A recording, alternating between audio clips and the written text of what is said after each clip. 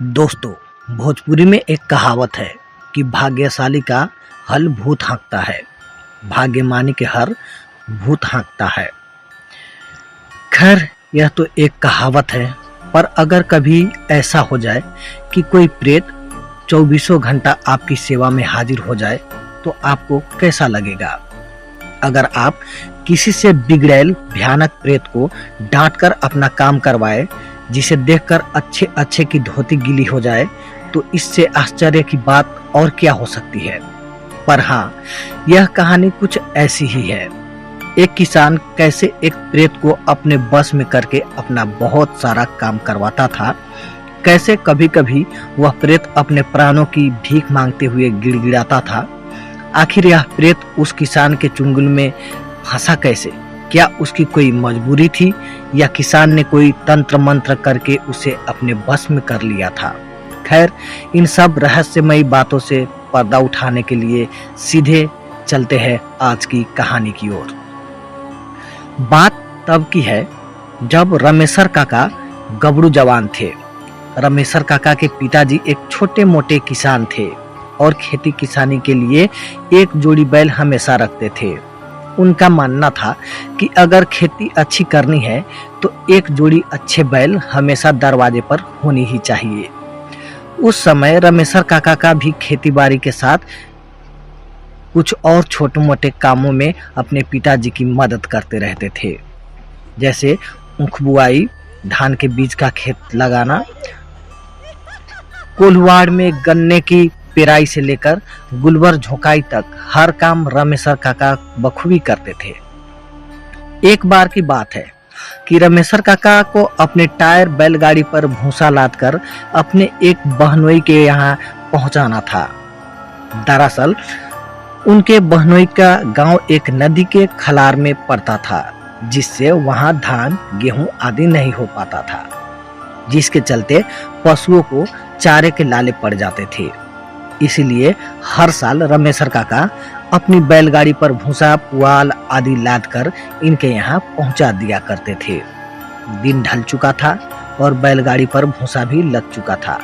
रमेशर काका नहा धोकर शाम को लगभग 7 बजे बैलगाड़ी लेकर निकले।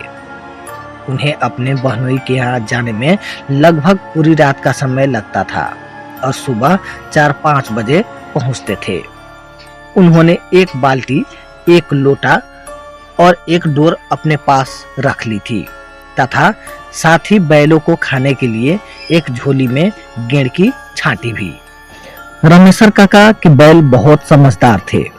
जब वे एक बार रास्ते पर चल पड़ते थे तो गड़ुआन को काफी आराम मिलता था, क्योंकि ये बैल बिना हाके बराबर चलते ही रहते थे।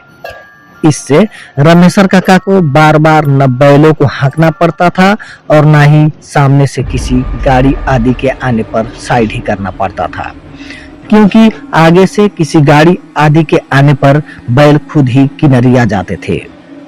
इतना ही नहीं, रमेशर काका कभी कभी बैलगाड़ी पर झपकी भी ले लेते थे और बैल आराम से अपने मार्ग पर बढ़े चले जाते थे।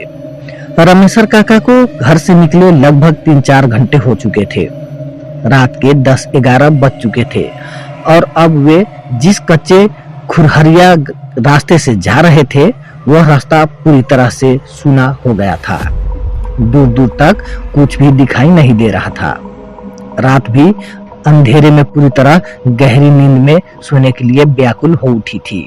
दूर दूर तक सन्नाटा और उस रास्ते के किनारे उगे हुए बड़े बड़े घास फूस और कुछ छोटे बड़े पेड़ों के सिवा कुछ भी नहीं था। खैर, इससे रमेशर काका को क्या फर्क पड़ता था? उन्हें तो इससे भी अंधियारी रात में दूर दूर तक, यहाँ तक कि बिहड़ इलाकों से होकर भी जाने की आदत थी।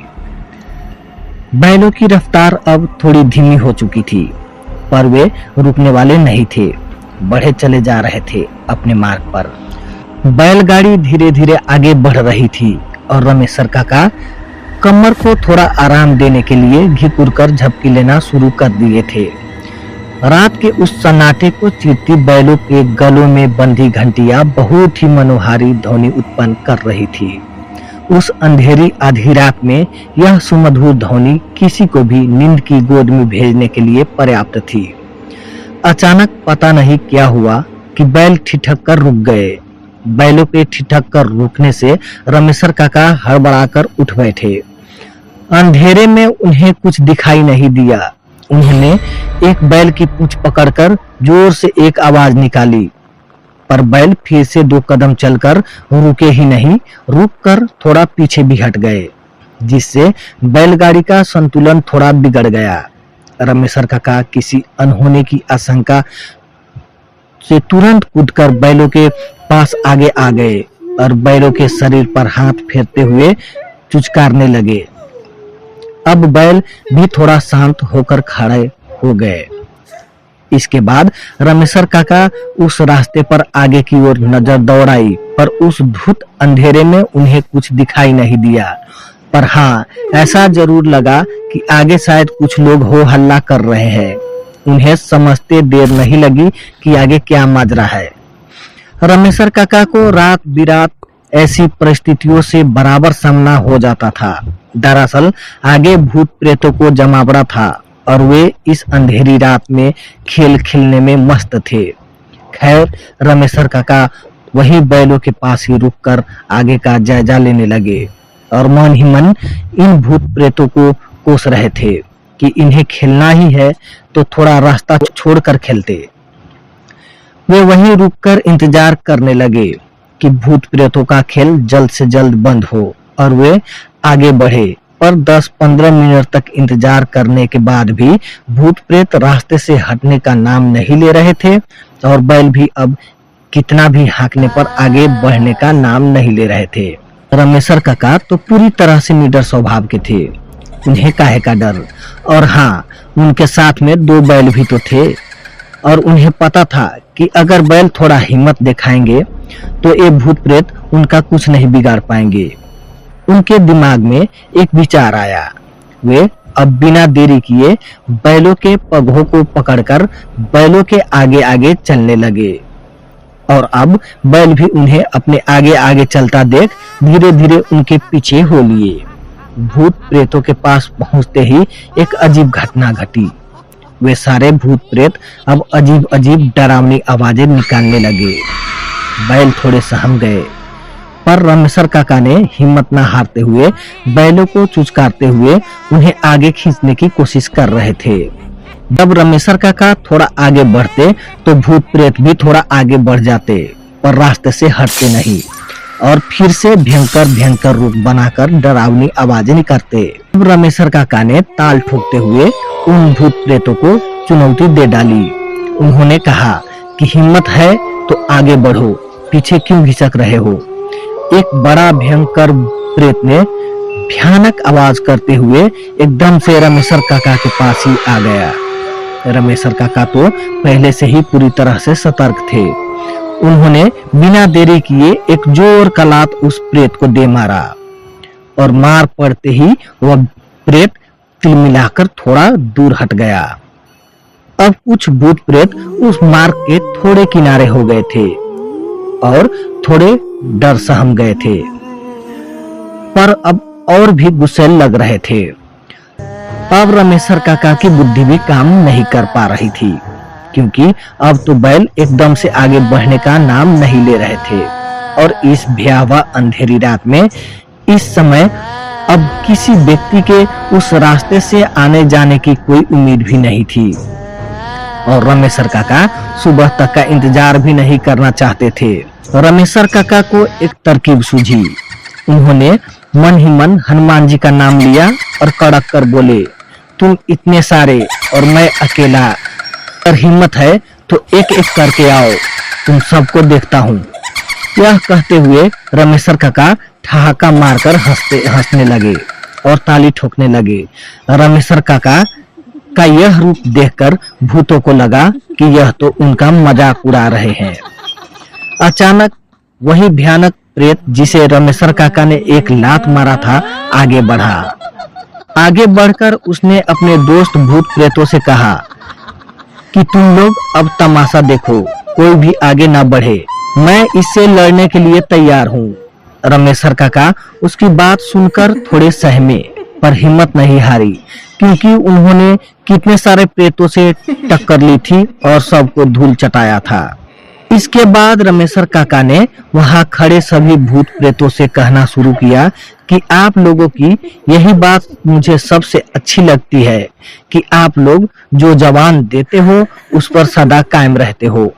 मुझे पूरा यकीन है कि आप में से कोई भी बीच में नहीं आएगा और कौन जीता और कौन हारा इसका भी सही सही फैसला करेगा।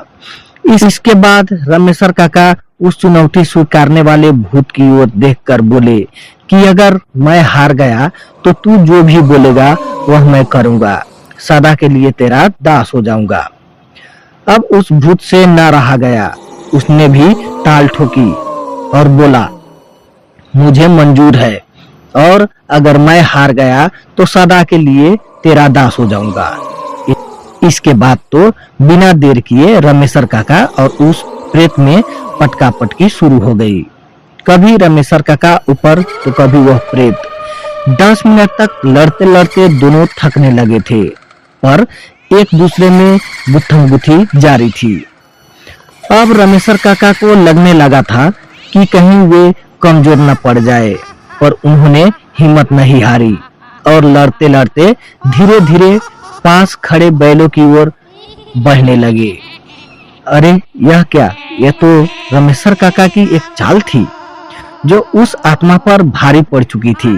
दरअसल लड़ते लड़ते दोनों बैलों के बीच में आते ही पता नहीं बैलों को क्या हुआ कि वे अपनी जगह पर ही रहकर इधर उधर अपना पैर पटकते पटकते, कभी वह प्रेत कुछ समझ नहीं पाया उससे पहले ही उसे लहूलुहान कर दिए।